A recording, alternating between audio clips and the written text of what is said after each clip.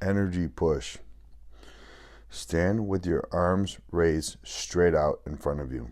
Inhale and bring your hands back in towards your abdominals. Hold your hands in a cup position, like they would look if you were to grab an upside down cup, and imagine you are both grabbing space and drawing life force or chi into the palms of your hands. Exhale and push your arms straight out with the intent of projecting energy from your core out of your arms and hands. Open your fingers and imagine you are projecting your life force energy out of your palms like light is projected from a flashlight. Repeat pushing to the center, front left, front right, back left, and back right. As you push to the sides and back, keep your feet planted and turn your body towards the direction you are pushing. For the back position, only go as far as you comfortably can. Do not over-rotate your spine. The motion through the ribcage massages the organs of digestion. Wood chop. Stand upright and bring your arms over your head as you inhale, with one hand over the other or holding a very light dumbbell. Exhale as you come down, bending from the waist and knees as if you were chopping wood. There should be a natural pause at the end of the movement when flex, just before you begin to inhale and raise your body to the start position. Alternate your chopping, left, right, and center. Zone 4, Mackenzie press up. Lie face down with your hands just outside the top of your shoulders. Inhale as you push up, keeping your pelvis on the floor. Relax your back and butt. Exhale on the return. Note, if you are using this zone exercise as a spinal mobilization to centralize the nucleus of lumbar discs, then exhale as you push yourself up and inhale as you lower to the floor. Feldenkrais shoulder spine integrator, phase 1. Lie on your side with a foam roller or towel just big enough to maintain good neck alignment, placed under your head. Your neck should be parallel with the floor. Your hips and knees should be at 90-degree angles with your feet on top of each other. Place your top hand on your forehead and gently rotate your neck backwards as you inhale. Exhale as you return to the start position. Perform 10 to 20 reps, allowing your neck to rotate a little further and your arm drop a little closer to the floor each time. Phase 2. Assume the same starting position as phase 1, but place your arms out in front and on top of each other. Inhale as you slide the top hand across the bottom arm and your body. Exhale as you return, sliding as far forward as you comfortably can, allowing your top hand and wrist to glide over your bottom hand. Prone Cobra. Lie face down with your arms at your sides. As you inhale, pick your chest off the floor while simultaneously squeezing your shoulder blades together and rotating your arms out so that your palms face away from your body with your thumbs pointing up to the ceiling. Keep your head and neck in neutral alignment with your toes on the floor. You should feel the muscles between your shoulder blades doing the work. If you feel stress in your low back, squeeze your butt cheeks together prior to lifting your torso. Hold until you need to breathe out and exhale as you lower your torso to the floor. The fish. Lie back, resting on your arms. Inhale, pick your chest up as high as you can. When you are ready to exhale, allow your body to return to the start position as you breathe out. Lateral ball roll. From a sitting position on a Swiss ball, roll back so that your head, shoulders, and upper back are supported by the ball. Lift your hips up so that they are in line with your knees and shoulders. Place your tongue on the roof of your mouth and hold your body in perfect alignment. As you do the movement, your hips and arms should stay parallel to the floor. You can use a wooden dowel rod to help, as shown opposite. Inhale as you shuffle your feet sideways and move your body laterally as you roll slightly across the ball to one side. Pause at the end of your inhale and exhale as you roll back to the center or balanced position on the ball. Inhale and repeat to the opposite side. Move only as far to each side as you comfortably can without increasing the load too much to keep heart rate and breathing from speeding up. If you can only roll an inch or two to the side, that is perfectly fine. Zone 5. Neck ball exercises. Stand next to a wall or post. Use 50% effort for the following exercises. Neck side bend. Place the side of your face slightly under the ball. Bend your head into the ball as you exhale. Neck extension. Place the back of your head against the ball. You may hold onto the doorway for support. Press your head into the ball as you exhale. Neck flexion. Face ball. Place your tongue on the roof of your mouth. Push your head into the ball as you exhale. Neck rotation. Place the side of your head behind the apex of the ball. Turn your head into the ball as you inhale and back out as you exhale. Neck rotations. Let your head drop down naturally as you exhale. Rotate it around slowly, letting it follow your natural range of motion barrier. Inhale as you begin moving to the side and back. Start with small circles and progress to larger circles as you warm up. Spend extra time in tight zones. Imagine that you are breathing through the tight muscles. Thoracic mobilization. Hold arms straight out to the side and stay as relaxed as possible. Inhale as you look toward your left hand and turn your right palm upward as though holding a cup of soup while letting left hand turn over like pouring the soup out of the cup. Exhale as you slowly rotate your head toward the center and begin to reverse the positions of the hands. Begin inhaling once you pass the midline and start turning upward the hand and arm you are looking away from. To improve thoracic mobilization, you can put a little bit of effort into turning the hand over into supination, holding the soup, but keep the opposite pronated, pouring soup out. Hand as relaxed as possible. Go slow, steady, and in time with your breathing. Shoulder clocks. Stand or lie down on your side with your knees bent and visualize that your shoulder is in the middle of a clock. Elevate your shoulder toward your ear, 12 o'clock. Then roll your shoulder either forward or backward. Around the clock, inhale as you move through the back half of the clock and exhale as you move through the front half of the clock. Keep your head looking forward and hand relaxed. Zone 6. Alternate nostril breathing. Plug one nostril with a finger or your thumb. Breathe in through the open nostril, then switch nostrils and breathe out. Breathe in through the same nostril that you just exhaled. Switch nostrils and exhale. Repeat. This exercise balances the left and right sides of your brain and the autonomic nervous system. Eye rolling. Look to the left and inhale as you roll your eyes around in a circle. Start breathing out as your eyes look downward and inhale as they move upward. Make sure to repeat exercise in the opposite direction for the same amount of time. You may find one direction is harder or that your head wants to move in one direction. Work in that direction more. Precaution. If you get a headache from this exercise, consult an optometrist. Cross crawl. Raise your arms up and inhale. Pick up your left leg and bring your right elbow to the left knee as you exhale. Inhale back to starting position. Alternate sides. Face energizer. Breathe in through your mouth while opening your mouth, sticking out your tongue and looking up toward the ceiling with your progressive widening of your eyes.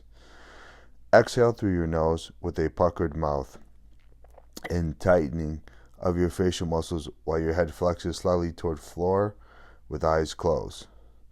This exercise helps improve your energy if you feel tired. Scalp shifting. Contract your scalp muscles as you inhale and relax your scalp as you exhale. Looking up with your eyes as you contract your scalp muscles improve the energy flow. Sifu Feng Ha. Sifu Feng Ha has been practicing Chinese internal arts since his childhood and has studied with many renowned teachers. He began his studies of Yang style Taijia Quan in 1953 with Teng Ying Chie and continued with Yang Shaocheng, the eldest son of Yang Cheng Fu. His training in the internal system of martial arts, Yi Quan, was with Master Han Xing Yan, a disciple of Master Wang Xin Chai, the founder of the Yi Quan, also known as Dachin Quan. One of the few Ai Chuan teachers in the West, Feng Ha is well known for his power, graciousness, and cosmopolitan charm. With humor and insight, he encourages students to be true to themselves, to recognize their inner strengths, develop at their own pace, and actualize their potentials. He directs the Integral Chuan Institute in Berkeley, California, and teaches nationally and internationally. He's the author of Yi Quan and the Nature of Energy, the fine art of doing nothing and achieving everything.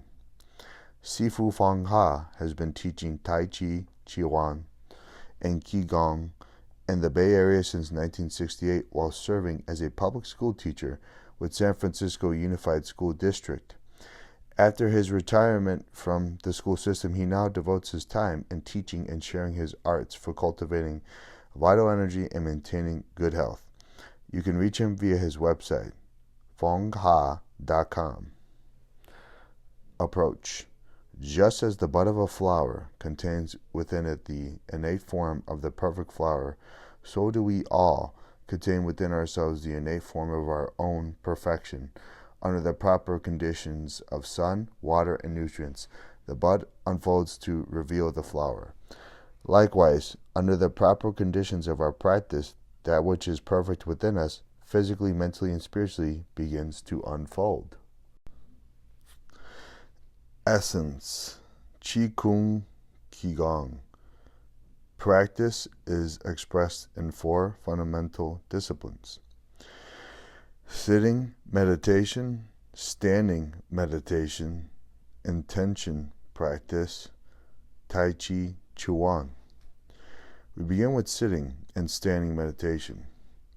Qigong, literally practice of vital energy, helps us break through a lifetime of old habits and programmed patterns of behavior and movement, allowing what is essential in us to come forth.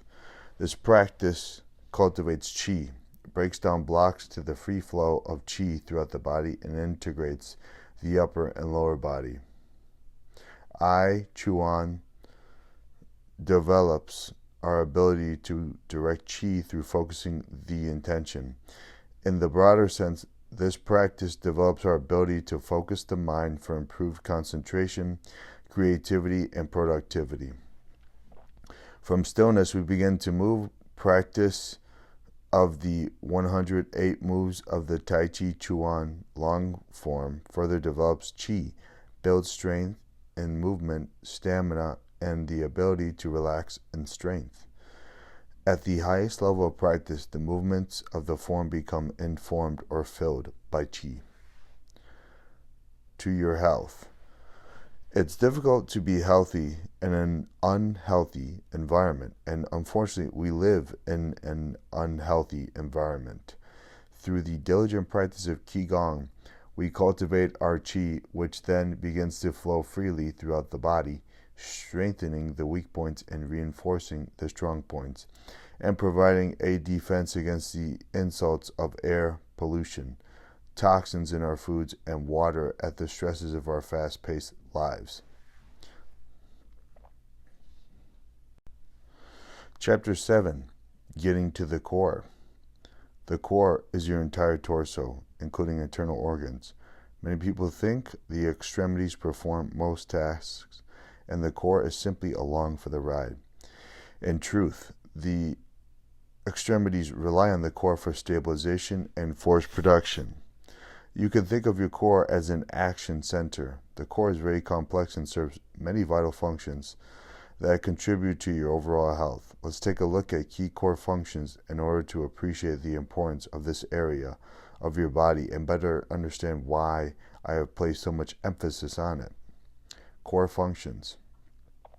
Protection of your central nervous system and internal organs. The core provides a protective shield for your spinal cord and internal organs.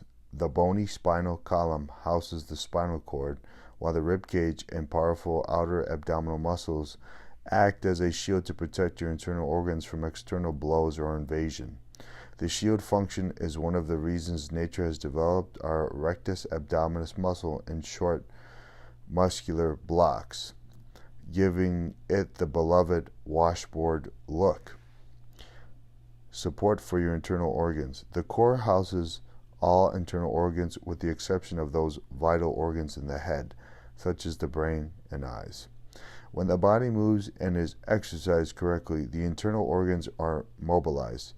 This natural mobilization helps keep your organs from adhering together, improves fluid flow through the organs, and is very helpful to maintaining normal bowel habits.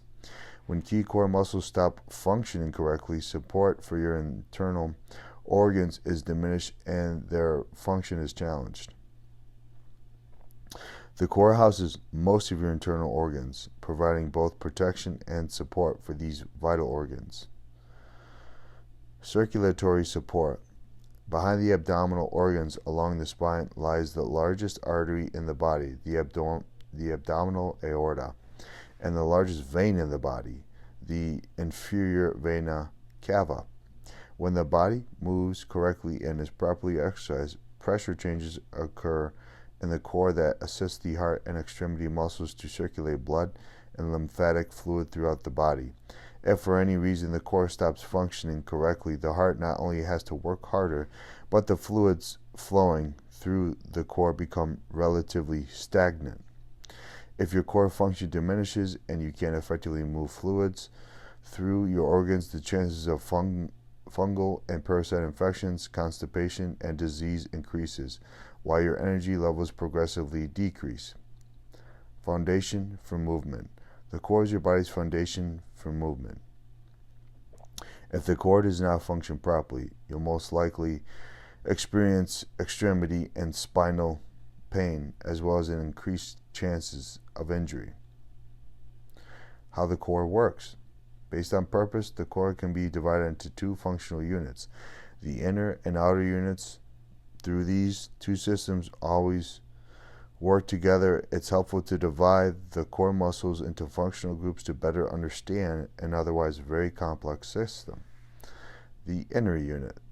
The inner unit of the core consists of four major muscle groups that work as a system. The major inner unit muscles are the deep muscles running along the spine, multifidus, the muscles of the pelvic floor, the deepest abdominal muscle, transverse abdominis, TVA, and the large breathing muscle, diaphragm. Two other muscles, the internal oblique and large latissimus dorsi, also play a part in inner unit function.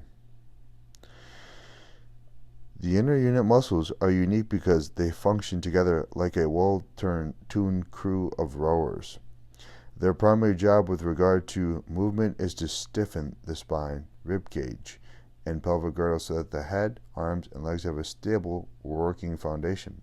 Current research indicates that if your body functions correctly, the inner unit muscles turn on about 30 milliseconds before arm movement and about 110 milliseconds before leg movement. This happens regardless of the direction or speed of limb motion. You can't fire a cannon from a canoe